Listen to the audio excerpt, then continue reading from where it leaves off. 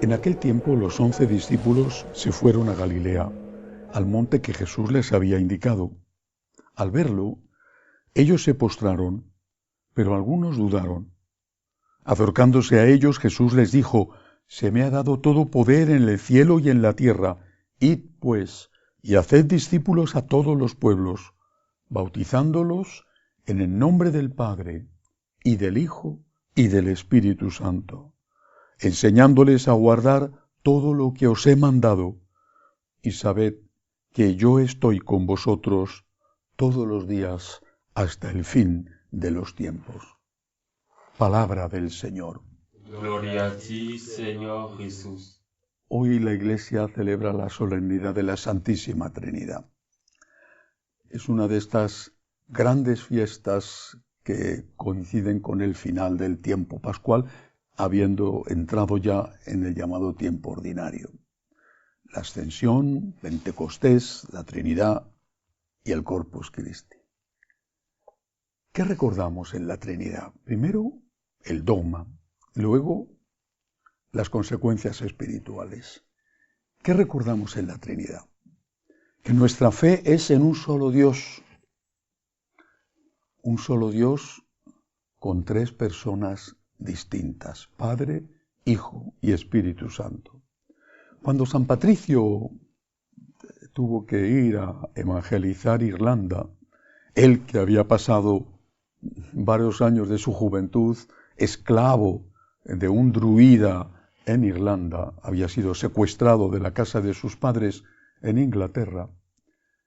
Cuando fue a evangelizar Irlanda, utilizó algo que se ha convertido en el símbolo de esa isla, un trébol de 3 hojas. Y sosteniendo el trébol, les explicaba a aquellos primitivos irlandeses, les decía: el trébol es una sola hoja, pero tiene 3. Si hubiera usado la palabra correcta, no lo sé, hubiera dicho 3 lóbulos, 3 hojitas, pero es una sola. No son 3 hojas, aquí está el peciolo, el rabito del trébol, que luego se abre en 3. Les explicaba esto. Hay otras explicaciones, por ejemplo, la del triángulo equilátero, el triángulo que tiene los 3 lados exactamente iguales, los 3 ángulos del triángulo exactamente iguales. Un triángulo, pero son 3 lados, 3 picos, 3 ángulos iguales, pero un solo triángulo. Ven, son explicaciones que no sirven más que para hacernos una pálida y remota idea de la inmensidad y de la belleza de Dios, pero que sirven para que podamos entender algo de cómo es posible esto, si es posible en un trébol, si es posible en un triángulo. ¿No va a ser posible en el Dios infinito? Un solo Dios, no 3 dioses, un solo Dios, 3 personas distintas. Pero podría pensarse que esas 3 personas, aun participando de la naturaleza divina, no fueran iguales en dignidad. Hubiera un superdios, un Dios intermedio, Jesucristo, y un Dios menor, el Espíritu Santo. La Iglesia debatió sobre esto y hubo herejías y se enfrentó con las herejías. Y la Iglesia en los primeros concilios, concilio de Nicea, concilio de Éfeso, concilio de Constantinopla, concilio de Calcedonia, dejó muy clara, sacando esa enseñanza de las Escrituras y de la tradición hasta ese momento, y estamos hablando de los siglos IV y V y VI, dejó muy claro que las 3 personas divinas son iguales en dignidad, que no hay un Dios superior y un Dios inferior, que no hay un Dios que crea otro Dios. Y por eso decimos en el credo, hablando de Jesucristo, engendrado, no creado, de la misma naturaleza del Padre, Y decimos del Espíritu Santo que con el Padre y el Hijo comparten la naturaleza y la dignidad. Esta es nuestra fe. Esta es la fe en la Santísima Trinidad. Creemos en un solo Dios, creemos en tres personas distintas que comparten la única naturaleza divina y que son de la misma dignidad. Y ahora vamos a la enseñanza espiritual, que es muy importante. ¿Qué significa, en primer lugar, la Trinidad? Significa, en primer lugar, unidad, un solo Dios. La unidad es muy importante. La búsqueda de la unidad en la familia, en tu patria, en tu alma, con tus amigos, en la iglesia. La búsqueda de la unidad es la primera imitación que tenemos que hacer de Dios, porque Dios es uno.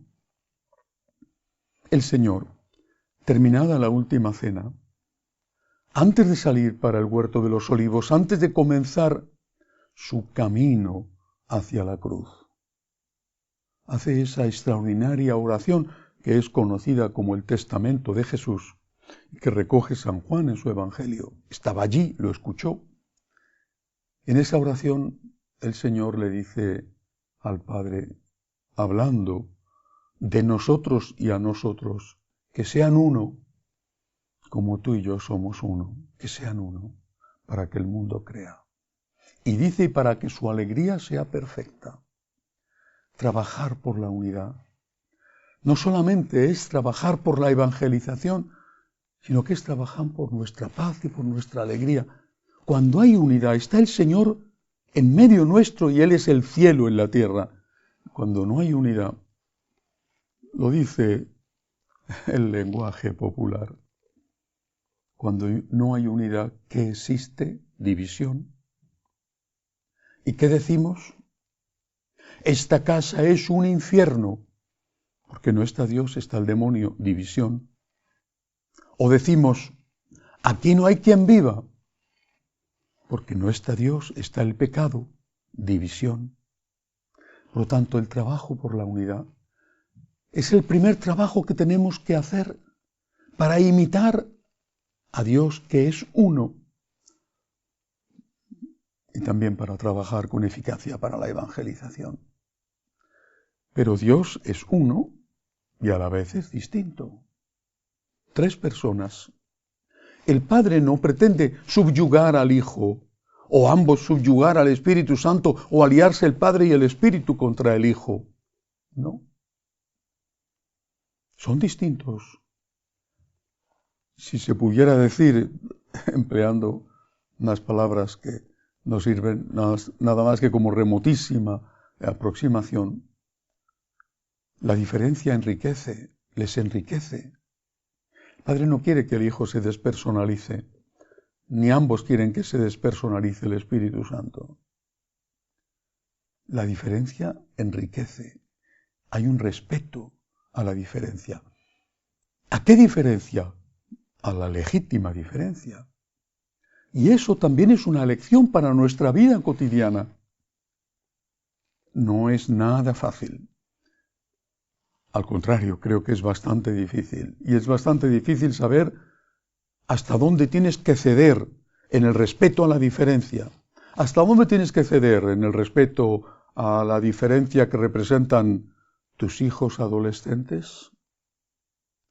¿Hasta dónde tienes que ceder en el respeto a la diferencia en un país con regiones distintas?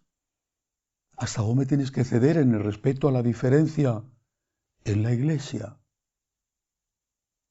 No es fácil discernir. Pero quizá podíamos encontrar un criterio. Ceder en todo, antes que romper, menos en lo que es esencial. En eso no se puede ceder. En todo lo que es accidental se cede para no romper, pero no se puede ceder en lo esencial, porque si cedemos en lo esencial, hemos roto la unidad. El equilibrio entre unidad y respeto a las legítimas diferencias, ese equilibrio es el equilibrio de Dios. Y eso es lo que tenemos que buscar y lo que tenemos que pedirle al Espíritu Santo que nos ayude a entender, a discernir.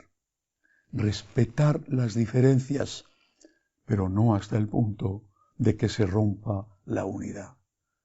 Puedo aceptar que algunos celebren la misa con otro rito siempre que sea un rito aprobado. Puedo aceptar que haya cosas en la pastoral que sean distintas en África que en Estados Unidos, en España o en Alemania. Pero no hasta el punto de que rompamos la unidad y que en un sitio sea bueno lo que en otro sitio sea pecado y en un sitio se haga lo que en otro sitio se prohíbe. Pidámosle a la Santísima Trinidad que nos ayude a ser como ella. Unidad, respeto a las diferencias, un respeto que tiene que hacerse cediendo antes que romper, pero solo en aquello en lo que se puede ceder. En aquello que es esencial no se puede ceder porque en ese caso estaríamos rompiendo la unidad. Que así sea.